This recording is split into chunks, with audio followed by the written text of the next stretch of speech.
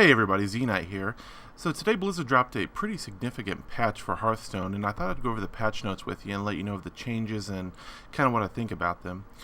The first biggest change, well, it's not the biggest change, but one of the general changes that we have, which is probably my favorite, is that now you are able to drop one quest per day that you do not like. So if you pull up a quest and it's like win 5 games with the Shaman and Warlock, and you don't really want to do that one that day, you can now abandon that quest and you'll receive a new random quest in its place. I really like this change. It gives you an opportunity to do a quest that you're a little more comfortable with. I don't particularly like some of the win 5 games with a certain class quests. I prefer the ones that are like win 2 games. Because you tend to get lumped in maybe with a class that's not your favorite, and you feel like, well, I got to play 5 games and win 5 games with this class to get this quest done. So I like that change. I think it's a really good change. Additionally, they're now allowing you to be able to quickly find and replay, if you so choose, the last person you just played. Your friends list now displays the last person you played against, providing they are not on real ID or battle tag friend. So if you particularly had like a really good match against that person, you go like, I really like to play that again, or it was a close game, you're like, I wouldn't mind having a second go at that person. Now you can find them and have another go at it. So that's a pretty cool new feature. There's another one that's not really something I particularly care for. It's a new feature called Players Near Me. You can now opt into seeing other Hearthstone players in your local network in your friends list. That's a fine change, I guess. It won't impact me too much. They also put parental controls into the in-shop game purchases now. So if you let your kids play Hearthstone, you want to make sure they're not buying 50 packs of cards at once on your credit card. That's a pretty good change. You now also have the option to keep the sound playing while the game is running in the background. I'm not seeing that as a big request from people, but hey, if that's something you want, there it is. They also made another interesting change where they now capped the gold that you can earn in play mode at 100 a day. This doesn't affect the gold that you can gain through quests, arena, or achievements, only in the play mode. And the excuse that they used for that is that was to combat certain methods that people were using to basically game the system and gain huge amounts of gold. Now, I don't know if this involves some kind of a win trading, people trading wins somehow. My guess is probably something along those lines. So this should stop those people. Hopefully, if people were doing that and they had a good idea of how to prove it, they would have banned those people in the first place. But now you don't have to worry about people win trading and basically unlocking all the cards in a quick fashion. So that's a pretty good change there. I didn't really hear too much complaining about people maybe doing that, but if there's a flaw in the system, sadly there are always going to be people who are looking and willing to exploit it. So I don't really see that affecting too many people who just play on an average basis. To win 3 games you get 10 gold, so to max that at 100 you're basically winning 30 games a day. To go beyond that, I don't see that affecting too many people, so I think that's a pretty good change, especially if it stops people who are exploiting the system. The number of matches you can win in an arena has also been increased up to 12 from the previous 9, and they've also said that they've completely reworked the awards and restructured how they're giving out per wins. So I haven't played arena yet since the patch, so it's going to be interesting to see if they've changed it. I know there's been a lot of complaints, people saying they think that there should be more gold rewarded per win, so we'll have to see how that turns out and how that affects arena. As far as the general changes go, they've now animated all the golden cards. The visual effects on some cards have been improved. I haven't personally seen them yet, but they do sound pretty cool. They say, for example, Alakir, the Windlord, now rides into battle on the Tempest. King Crush now makes a dinosauric appearance. And Ysera now summons her dream cards directly from the Emerald Dream. And I have seen a few of the changes that they made to some of the animations that were in the game for some of the more basic cards. And overall, they have improved them. They do look nicer.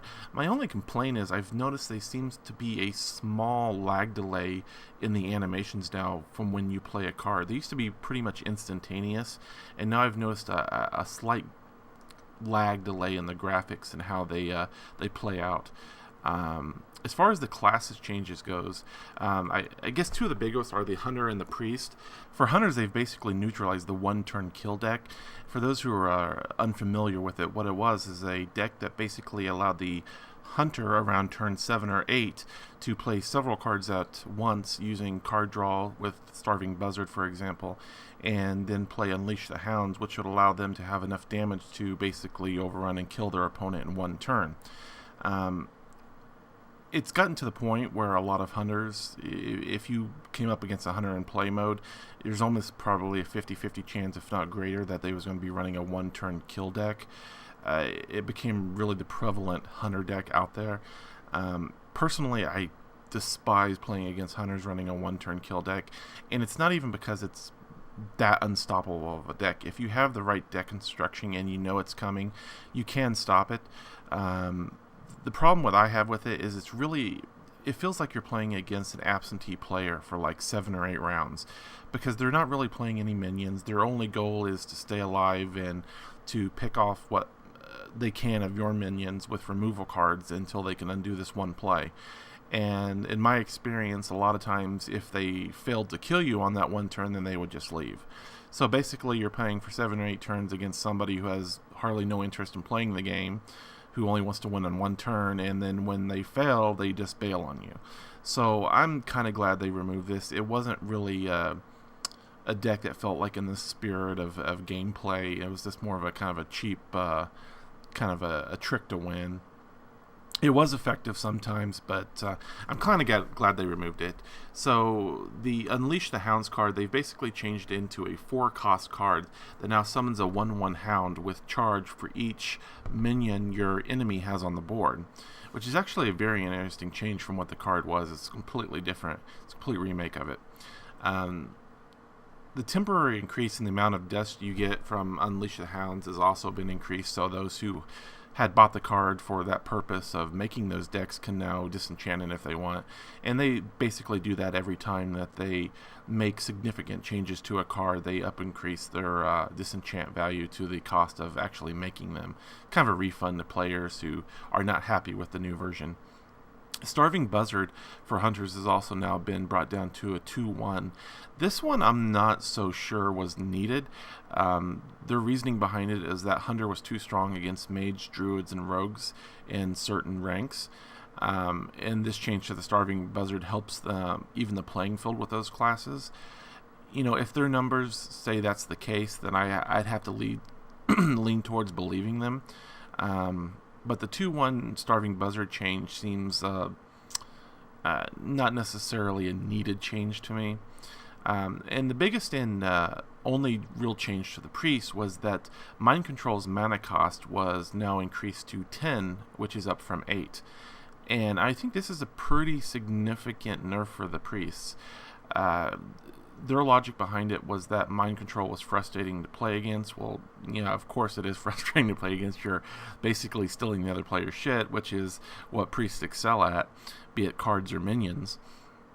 And players were unhappy to have their nice minions stoled and then basically played against them the next turn. And while I understand that frustration, I feel that this is going to really affect the Priest mid game, up at, after 8 mana. In my experience, most games are won around that area. I don't have a large percentage of my games that go 10 plus turns. It just doesn't happen all that often. Oddly enough, most of my games that have gone above that are matches against other Priests where it's a mind control battle back and forth. So I'm actually concerned that this is going to nerf Priests pretty hard in late game stages. We'll have to see how it turns out. I know I have a deck right now it's not of my make. It's actually one of Kriparian's builds. It's Control the Drakes, which is a pretty solid deck.